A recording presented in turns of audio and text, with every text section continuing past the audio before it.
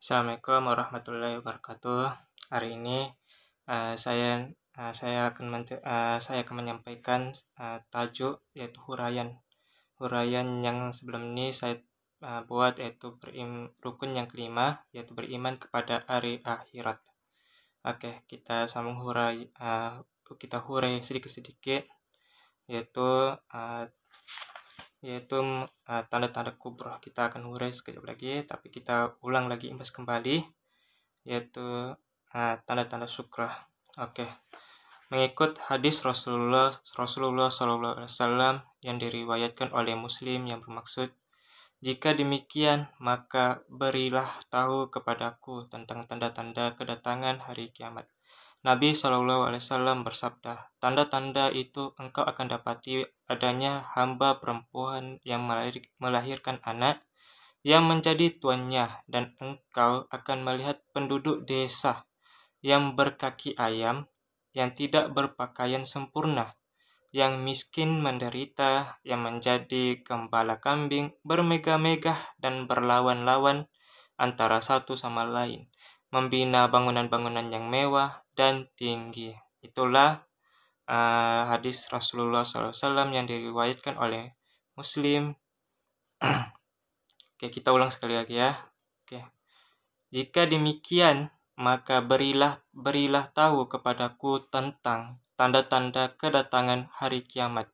Nabi Muhammad SAW bersabda, tanda-tanda itu engkau akan dapati adanya hamba perempuan yang melahirkan anak yang menjadi tuannya, dan engkau akan melihat penduduk desa yang berkaki ayam, yang tidak berpakaian sempurna, yang miskin menderita, yang menjadi gembala kambing, bermegah-megah dan berlawan-lawan antara satu sama lain, membina bangunan-bangunan yang mewah dan tinggi. Oke. Dalam kitab Mustika hadis halaman 62 ada diterangkan mengenai tanda-tanda hampirnya kedatangan kiamat. Antaranya ialah apabila susut dan kurang ilmu pengetahuan agama dengan kematian seseorang yang alim di dalam sesuatu cawangan ilmu yang tertentu dan tidak dapat diganti. Kedua, apabila merebaknya kejahilan mengenai ilmu agama dengan sebab kurangnya orang yang suka mempelajarinya. Yang ketiga, apabila diserahkan sesuatu urusan agama seperti jawatan ketua negara, mufti, kadi, dan sebagainya untuk dikendalikan oleh orang yang bukan ahlinya. Yang keempat, apabila sesuatu masyarakat dipimpin oleh ketua yang fasik, jahat, yang suka menggalakkan maksiat dan perbuatan durjana. Yang kelima, apabila orang yang bersifat benar dikatakan pendusta, pendusta dikatakan orang yang benar, orang yang khianat disifatkan amanah, orang yang amanah dikatakan khianat, orang yang adil disifatkan zalim, orang yang zalim disifatkan adil, orang yang jahil mempunyai pengaruh dan bermaharajalela dengan berlagak pandai dalam ilmu agama, sehingga orang alim terpaksa mendiamkan diri setelah tugasnya tidak lagi dihargai. Keenam, apabila arak menjadi adat kebiasaan diminum berterangan di sana-sini dengan digalakkan pula oleh pemimpin-pemimpin dan ketua-ketua mereka.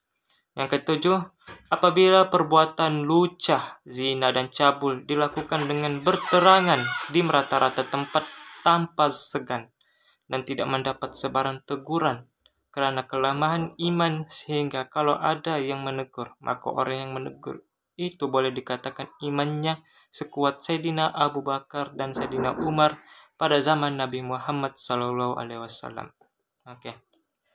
Tanda-tanda kubrah. Adapun alamat kubrah itu ialah matahari terbit dari arah barat. Oke, kita masuk kepada uraiannya ya. Terbitnya matahari dari arah barat dan keluarnya binatang yang pandai bercakap. Pada waktu ini hari kiamat sudah hampir tiba. Susunan kejadian alam sudah berubah. Matahari yang dulunya terbit dari sebelah timur menjadi sebaliknya. Kini matahari terbit dari sebelah barat dan tenggelamnya di sebelah timur pula. Selain itu, keluar pula sejenis binatang dari perut bumi yang pandai berkata-kata dengan manusia, yaitu dabbatul ard, dapatul ard.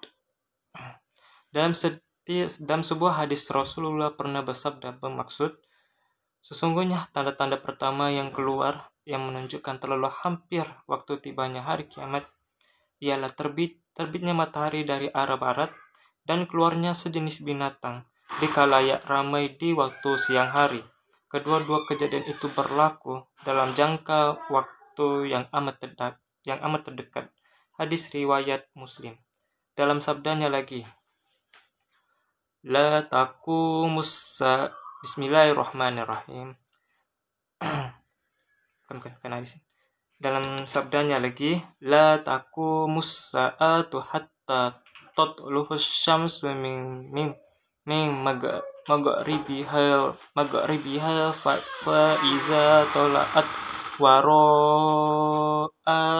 nasu ajma'una wazalika hina la tanfahu nafsam imanuha lam takun amanat min qablu au kasabat fi imaniha khairah.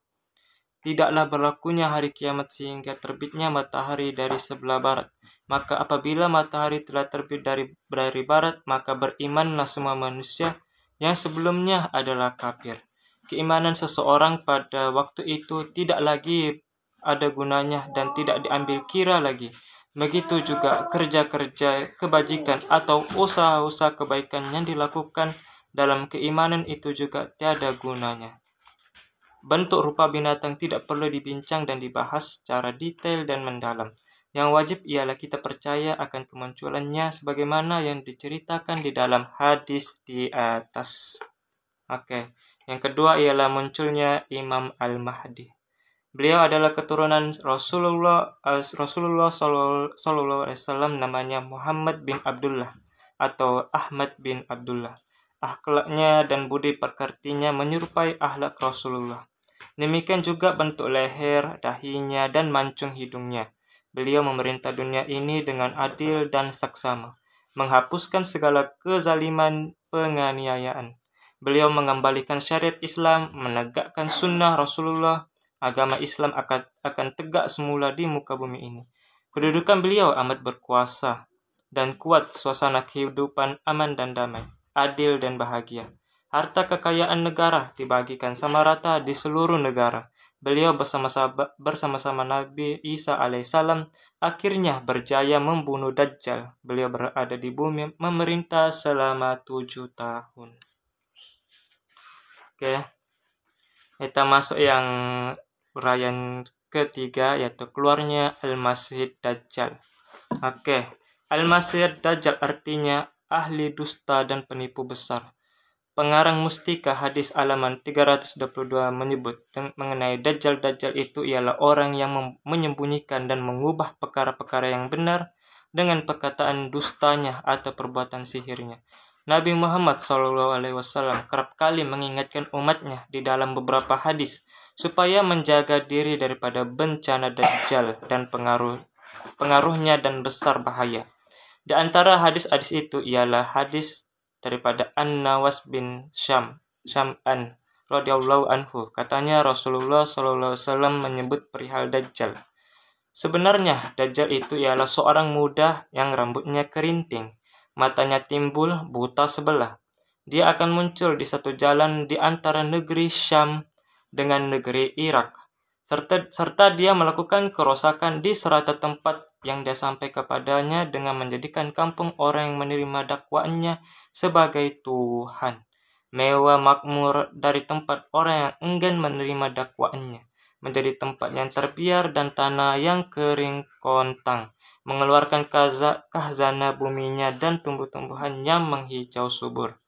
Juga mempunyai kuasa ajaib seperti menjadikan orang muda yang kuat gagah terpenggal badannya dan dicampakkan yang satu jauh dari yang satu lagi, kemudian disuruhnya, lalu kedua potongan itu bersatu dan orang muda itu hidup kembali dengan tersenyum-senyum, seolah-olah tidak ada sesuatu yang menimpanya. Lalu berkata, wahai hamba Allah sekalian. Setelah kamu mengetahui demikian, maka tetapkanlah iman kamu. Jangan terpengaruh dengan dakwaannya. Kami bertanya, ya Rasulullah, berapa lama dia bermaharajalela di muka bumi? Jawab baginda, selama 40 hari.